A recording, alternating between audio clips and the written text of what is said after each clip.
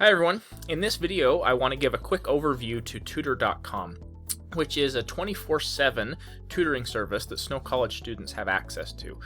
This can be an extremely useful tool for students in your courses if used effectively. And while the tool is extremely easy to use for Snow College students, there are a few best practices and faculty recommendations that I want to share in this video. So, consider this just a faculty guide for some best practices to using Tutor.com. The first thing that I want to share is that they have over 250 subjects available that students can get 24/7 one-on-one tutoring for. You can see a partial list here on the screen of some of these subjects that students have access to, and I want to show you a few others here as well. So from the homepage of all Canvas courses, students will see a Tutor.com link on the left-hand navigation. And if you click on this, it's going to take you to the Tutor.com webpage where students can sign up for a tutoring session. And I just want to show you here some of the topics and subjects. So under each topic you can see here, there are a number of subjects that students can choose from. And again, while it's amazing that they have over 250 that are available to students, it also provides a challenge. For instance, if I am looking for my class in English, I can see that there are several selections here I need to choose from. They also have a writing topic that I could choose several from as well.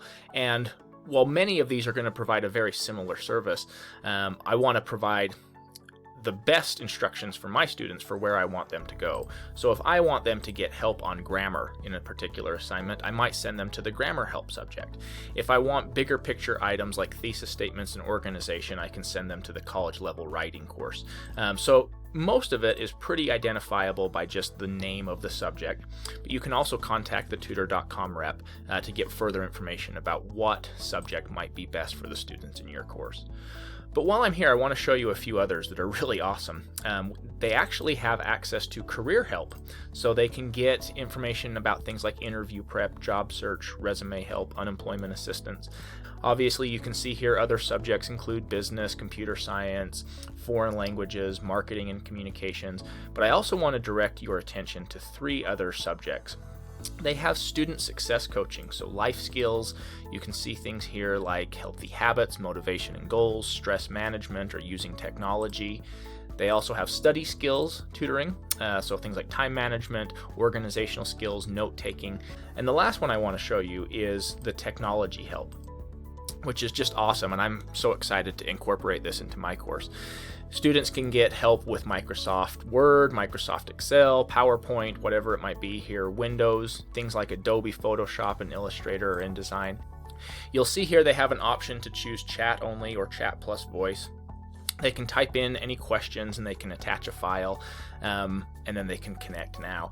As they have a scheduling feature that you can actually choose a tutor that you like after you have worked with one, and you can save them to one of your favorites, and then you can work with them again and you can see their schedule. They have bios for the tutors. You can see their schedules here. You can schedule them for future sessions. You can search by subjects, and you can say I just want the next available or I want the highest rated, which is great. They have a submit a paper for review where you can drop off an essay, and they will be able to review it and get it back to you within 12 hours, which is fantastic. I will say from my personal experience, the rubric that they use for this and the written feedback isn't nearly as useful as the actual live tutoring sessions. So while I leave this as an option for my students and let them know it's here, if I am building it in as an assignment or for extra credit, I'm going to require that they connect with a live tutor. There are also some practice quizzes that you can take a look at and see if these would be useful for your course as well. Next, I want to show you a student resource that is on our Academic Affairs webpage, and this has been sent out through email several times. So you can email me, or you can go onto the Academic Affairs webpage, or you can probably contact a colleague or your department chair to get this. But it's basically just a student instruction guide for using Tutor.com. And I encourage you to use this and modify it and change it and update it for your course. I'll show you how I did that in just a second. But it's just a 6-step guide for how students can use Tutor.com. And the first one is probably the most important. They need to log on in Canvas. And I've had students ask me, do I go to the Tutor.com webpage? And the answer is no. You'll go into Canvas, and from the Canvas dashboard, you need to select on on our course, that whatever the class is, if I'm teaching an English 1010 class and the student needs help, they need to make sure that they click there. And the reason for this is because if they click on a different class, they can still get access to all of those subjects and topics, but it will only notify the instructor for whichever course they clicked on it in Canvas. And so for my class, I tell them, be certain that you go to our Canvas course, right? If it's my English 1010 class, you need to make sure you go into Canvas, go into our English 1010 course, and then you can click on the tutor.com link. And once they are in that course, they will see a menu that looks like this.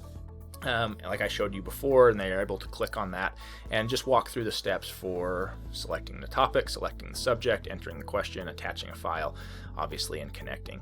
Usually the wait time is very short, particularly if students don't require the chat plus voice option.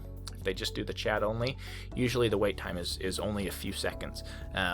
And they'll be connected with a live tutor. The tutors are really great to walk them through step by step how to upload assignments and what they need to do once they're using tutor.com, particularly the first time that they use it. After they're finished, it has an option for them to respond to a survey. And when I'm going to require this in my class, I'm going to require that they do the survey to get credit for, if it's an assignment or for extra credit. I want to know how useful it was for them. So far, students have been very positive in their feedback. I think the question that asks if they're glad that Snow College offers this service is somewhere in the high 90s. So almost all of the students who have completed tutor.com and filled out the survey have enjoyed it. There are probably a lot who haven't completed step 5 at all and just skipped the feedback, and so I'm making sure that I require that when they do this for my course. Then finally, it also gives them an option where they can email themselves a transcript of the session. They can print a copy of it. They can actually replay the video if they want, even if it was just the chat. They can replay that.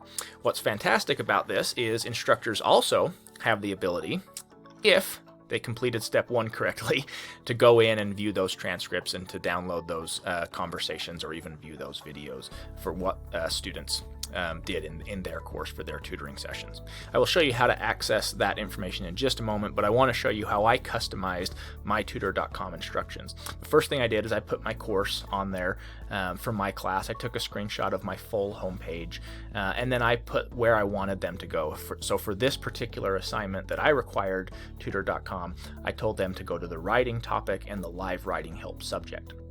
And then, of course, I also told them what I wanted them to ask the tutor, because for my class, I didn't just want them to talk about grammar. I have peer review questions that I could direct them to make sure that they were asking these questions from the tutors.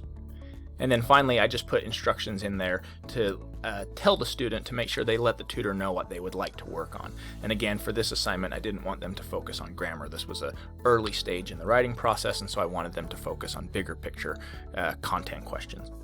And so again, I can customize this document to make sure I'm including the instructions that I want. And I encourage you to do the same as well, to customize it for your students who are taking or are completing tutor.com for your class.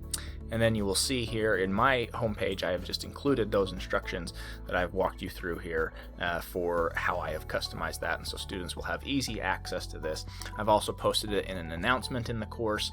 And if there's a particular assignment that includes it, I can include those instructions there as well.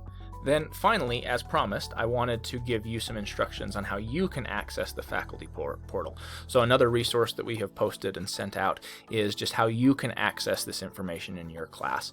And again, the first step is the most important. You need to make sure that you go to the Canvas course for which you're seeking to find out information about student tutoring sessions. If I have 2 sections of English 1010, for instance, I will need to click on the particular English 1010 section in Canvas that I want to access that information from. In the faculty portal, each section of my schedule will be different for which students attended it. So if I'm looking for a student in my English 1010 class, I need to go into the English 1010 class. If I'm looking for a student who attended a session in my English 2010 class, I need to go into that English 2010 class. And I'll walk you through these steps, but basically you access it in the same way. You'll go to tutor.com, you'll click on the client portal, and you can customize the screen information to say I want to view the last 30 days or 90 days or a custom date range.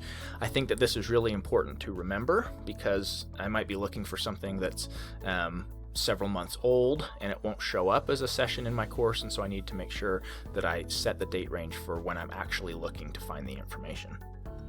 You'll be able to then click on View Report and go down and actually view the transcripts. And I've, of course, blurred it out, but you can see here what a student's transcript looks like. You can see what the tutor said, what your student said, so on and so forth.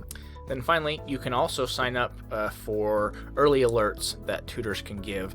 And again, I just want to note here, you need to do this for each course that you want notifications for, but they can send you early alerts to your courses for students as well. Okay, so finally, the last two things I wanted to mention is just, I had said that we had a very high student success rate so far for this, but really what our goal is to increase the number of students attending tutor.com, particularly those who are at-risk students who don't have access to a tutoring lab, whether maybe they're off campus, they're online students, they're in Richfield, or maybe we don't have a tutoring service for the subject that tutor.com offers. And so as we think of how we best will be able to do that, I want you to think, how can you use this as a tool in your courses? So far, some of the student feedback has shown us that it's been very helpful for them to get help on a Friday or Saturday night, right, when normal labs on campus are closed. I've been excited to be able to use this tool over finals week because our writing lab is closed when our writing tutors, who are students, also have finals. During the summer, a lot of on-campus labs have limited or no hours available. This provides access for them. On holidays, students have really been positive about having that 24/7 access to these labs. And I'm envisioning in my course how I can better set up assignments intentionally with using tutor.com to introduce these tools to them, and then making sure that they know that it's there, and making sure that they know it's a resource that is for all students who need help, and maybe not even who need help, but who just want to make their assignment more efficient or more effective, that these student services are available. So thanks so much for watching. Please let us know what questions you have and how you are best using tutor.com in your courses.